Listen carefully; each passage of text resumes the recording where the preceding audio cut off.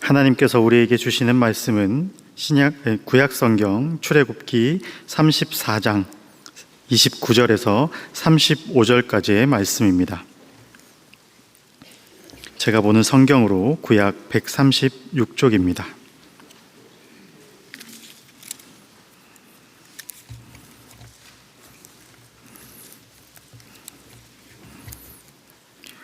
하나님의 말씀을 봉독하겠습니다.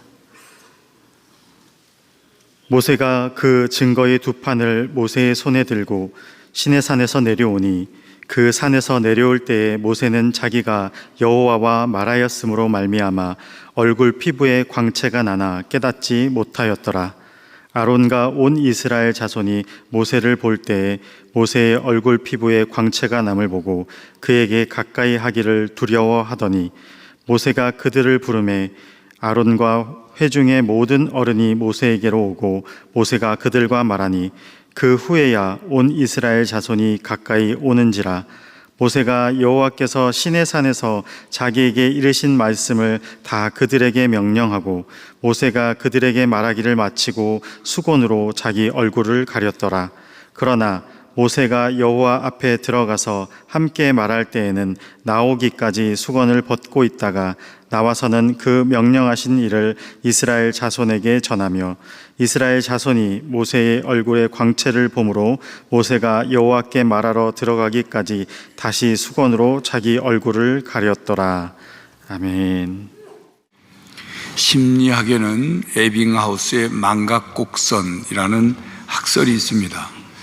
19세기 후반 독일의 심리학자 헤르만 에빙하우스가 16년 동안 인간의 망각에 대한 실험을 한 결과를 발표한 그 학설이죠.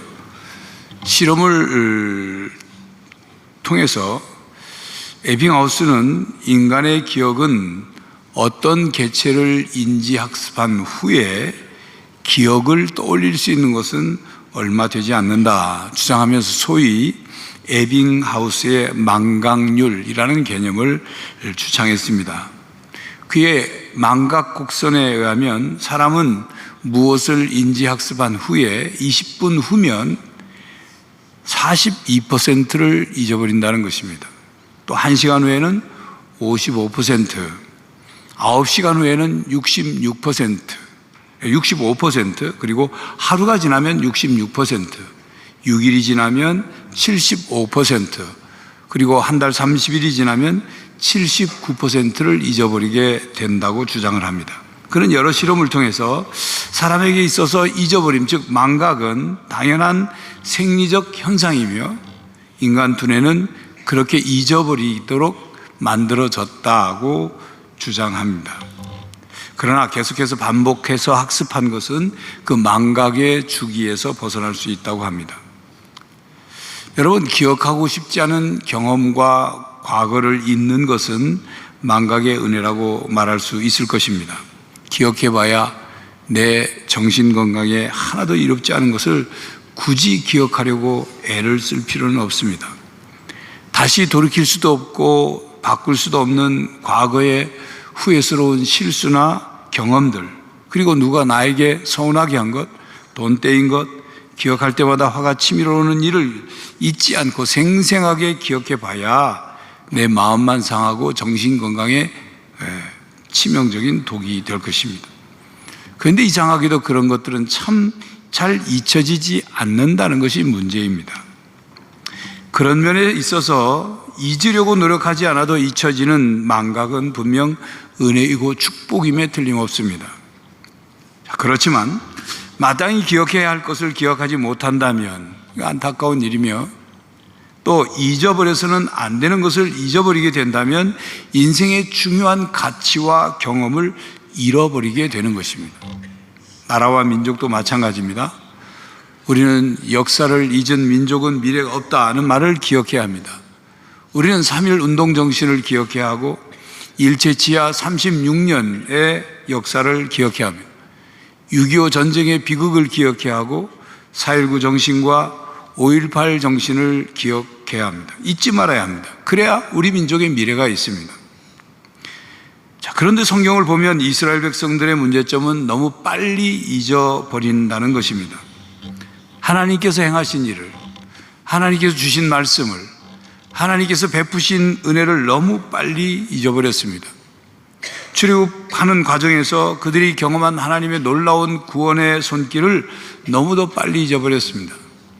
10가지 재앙으로 애굽 사람들에게는 어떻게 하고 이스라엘 백성에게는 어떻게 했는지, 홍해바다를 갈라서 마른 땅을 밟고 그 홍해바다를 건너게 하신 것, 낮에는 구름기둥 밤에는 불기둥으로 인도하신 것, 그리고 만나와 메추라기로 먹이신 것, 그리고 반석에서 물이 솟아나 그 물을 먹게 하신 것, 이 모든 것을 통해 하나님이 어떤 하나님이신지를 보여주셨고 경험케 하셨는데, 이스라엘 백성은 하나님과 하나님의 은혜를 너무도 쉽게 잊어버렸습니다. 수시로 하나님을 잊고 그리고 하나님에 대한 믿음을 쉽게 잃어버렸습니다. 눈에 보이는 것, 그래서 쉽게 너무도 마음이 움직였습니다. 그래서 늘 하나님을 수시로 잊고 문제를 만날 때마다 하나님께 불평했습니다. 모세가 시내산에 올라가 40일 후에 하나님께서 주신 계명, 10계명이죠. 하나님의 백성들이 어떻게 살아야 하는지를 적어주신 계명, 10가지 계명이 쓰여진 2개의 돌판을 가지고 내려올 때 모세를 시내산 안에서 기다리던 이스라엘 백성들이 시내산 아래에서 금송아지를 만들어 놓고 그 앞에 제단을 차려놓고 번제를 드리고 그리고 화목제를 드리며 그리고 그 앞에서 먹고 마시며 뛰어놀고 춤을 췄습니다. 금송아지를 만들어 그것이 하나님이라고 섬긴 거죠. 이방 종교의 광란의 의식을 행한 것입니다. 그들은 그날 아침에도 하나님이 내려주신 만나를 먹었습니다. 하나님의 은혜를 받았습니다. 그런데 그들은 하나님을 잊은 것입니다. 그동안 하나님께서 베풀어 주신 은혜로 살아왔고 건강하고 안전하게 보호받는 삶을 살아왔는데 금송아지를 만들어 놓고 금송아지가 자기들을 애굽 땅에서 인도해낸 신이라고 외치고 있었던 것이죠.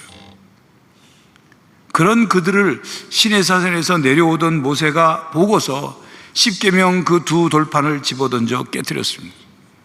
그리고 그들이 만든 송아지를 불살라 부숴서 가루를 만들어서 물에 뿌려 이스라엘 백성 모두에게 마시게 하였습니다.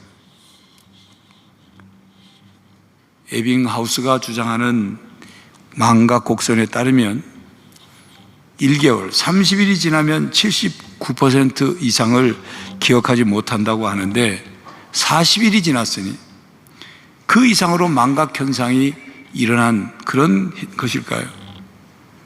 그 망각 현상, 망각 곡선에 따른 망각 현상이 그들에게 나타났을 것이다 하고 충분히 추측이 됩니다. 모세가 시내산에 올라가 있는 동안 이스라엘 백성들은 하나님께서 그들을 어떻게 구원하셨고 여기까지 어떻게 인도하셨으며 어떻게 하늘의 복을 부어주셨는지를 기억하지 못했습니다. 망각하였습니다. 어쩌면 그들은 영적 치매에 걸린 것일 것입니다. 오늘 본문 말씀은 모세가 시내산에 다시 올라가 10계명을 기록한 2 돌판을 가지고 다시 가지고 내려오는 내용입니다. 하나님께서 이스라엘 백성들에게 다시 기회를 주셨습니다. 진노하시고 그들을 멸망시키실 수도 있었지만 하나님은 모세의 중보기도를 들어주셨고 그리고 이스라엘 백성들에게 다시 기회를 주셨습니다. 하나님의 백성이 어떻게 살아야 하는지를 10가지 계명을 적어주셨죠.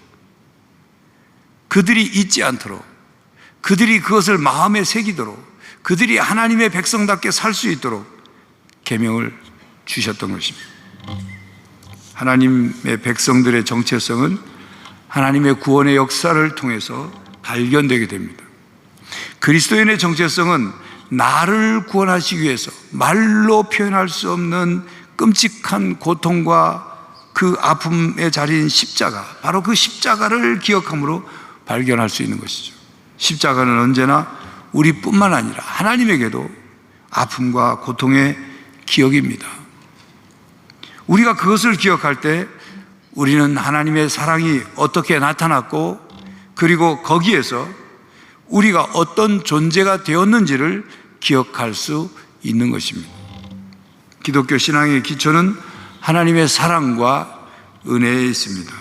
하나님은 우리가 죄인일 때도 우리를 사랑하셨고 예수 그리스도를 통해서 구원의 길을 열어주셨습니다. 이 은혜를 매일 되새기며 살아가는 것, 그것이 우리에게 매우 중요합니다. 예수님의 십자가 죽음과 부활을 통한 구속사역은 기독교 신앙의 핵심입니다. 예수님의 고난과 희생이 우리의 죄를 사해 주셨음을 항상 기억하고 우리는 감사해야 하는 것입니다. 여러분, 기억하지 못하면 사람과 사람 사이의 관계도 멀어지고 갈라집니다. 기억하지 못하면 하나님과 우리와의 사이도 갈라지고 멀어집니다. 기억하지 못하면 십자가와 우리와의 사이도 멀어지고 갈라집니다.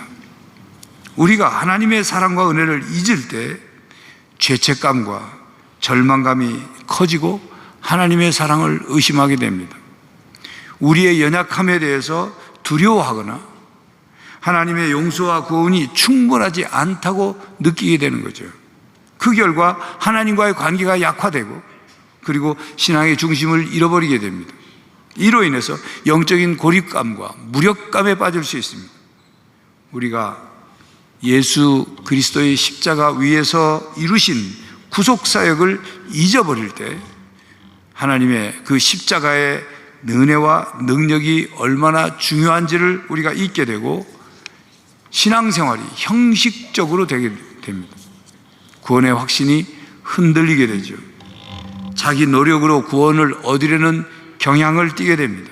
그 결과 구원의 기쁨과 평안이 사라지고 인간의 노력으로 구원을 얻으려는 잘못된 믿음으로 변질될 수 있습니다. 그로 인해 믿음은 약해지고 하나님과의 관계는 무겁고 딱딱한 관계가 됩니다. 그렇기 때문에 사도 바울은 디모데후서 2장 8절에 내가 전한 복음대로 다윗의 씨로 죽은 자 가운데서 다시 살아나신 예수 그리스도를 기억하라, 그렇게 권면했습니다. 그렇습니다. 우리는 예수님을 잊지 않고 기억해야 합니다. 예수님의 십자가의 사랑을 잊지 않고 기억해야 합니다. 바로 우리가 기억해야 할 중요한 신앙의 핵심입니다. 주님은 십자가에 못 박혀 돌아가시기 전날 밤 제자들에게 떡과 포도주를 나누어 주시면서 성찬을 제정하셨습니다. 우리를 위해 십자가에서 찢기신 몸과 흘리신 피를 기억하도록 말입니다. 그리고 피로 세운 새 언약을 기억하도록 성찬을 제정하셨습니다. 성찬에 참여하며 주님께서 우리에게 어떤 일을 행하셨는지, 어떤 일을 이루어 주셨는지를 기억하라, 그렇게 말씀하셨습니다. 마치 모세가 다시 십계명 두 돌판을 들고 내려와 이스라엘 백성들에게 전해준 것처럼 오늘 주님은 우리에게 다시 성찬을 베풀어 주십니다. 여러분, 여러분의 망각곡선은 어디에 와 있습니까? 여러분이 예수님의 사랑과 은혜, 그 십자가의 사랑과 은혜를 잊고 사는 그 망각곡선이 어느 지점에 있습니까? 우리는 이스라엘 백성처럼 때때로 주님을 잊고 살고 주님의 사랑을 잊고 살 때가 있습니다. 주님 앞에 죄를 범하고 주의 마음을 아프게 슬프게 해드릴 때가 있어요. 그러나 주님은 우리에게 다시 오늘 성찬을 베푸십니다. 주님을 잊고 살았던 우리들, 주님의 십자가의 사랑과 은혜를 기억하지 못했던 우리들은 성찬의 떡과 잔을 받으며 예수님을 기억해야 합니다. 주님의 사랑과 은혜를 기억해야 합니다. 예수님께 감사드려야 합니다. 다시 주님의 사랑과 은혜가 우리들의 삶 속에서 되살아나고 우리를 새롭게 하는 복된 삶이 되시기를 간절히 바랍니다. 기도하겠습니다. 하나님, 우리를 죄 가운데서 불러내어 십자가의 놀라운 은혜로, 사랑으로 저희들을 구원하여 주시고 하나님 자녀 삼아 주시니 감사합니다. 그럼에도 우리는 주님의 사랑과 은혜를 때때로 잊고 또한 하나님을 잊고 산 적이 있습니다. 내 마음대로 내 뜻대로 살았던 저희들, 다시 잊어서는 안 되는 신앙의 핵심을 잊고 살 때가 있었습니다. 이제 다시 저희들에게 기회를 주시고 성찬을 베푸시는 놀라운 주님의 사랑과 은혜 앞에 저희들을 응답하게 하시고 저희들을 새롭게 하시며 주님의 사랑과 은혜를 잊지 않고 세상 속에서 그 사랑과 은혜로 살아가게 하여 주시옵소서. 예수 그리스도의 이름으로 기도하옵나이다. 아멘. 성도 여러분, 하나님께서 다시 기회를 주십니다. 예수님께서 다시 우리를 부르십니다. 다시 사랑을 베푸십니다. 예수 그리스도의 십자가의 사랑과 은혜를 잊지 마십시오. 그 사랑과 은혜로 살아가는 성도들이 되시기를 간절히 바랍니다. 지금은 우리 주 예수 그리스도의 은혜와 하나님 아버지의 사랑과 성령 하나님의 교통하심이 예수 그리스도의 십자가의 사랑과 은혜로 살아가기로 다짐하는 모든 성도들과 가정과 삶의 현장 위에 이제로부터 영원히 함께 하시기를 간절히 축원하옵나이다. 아멘.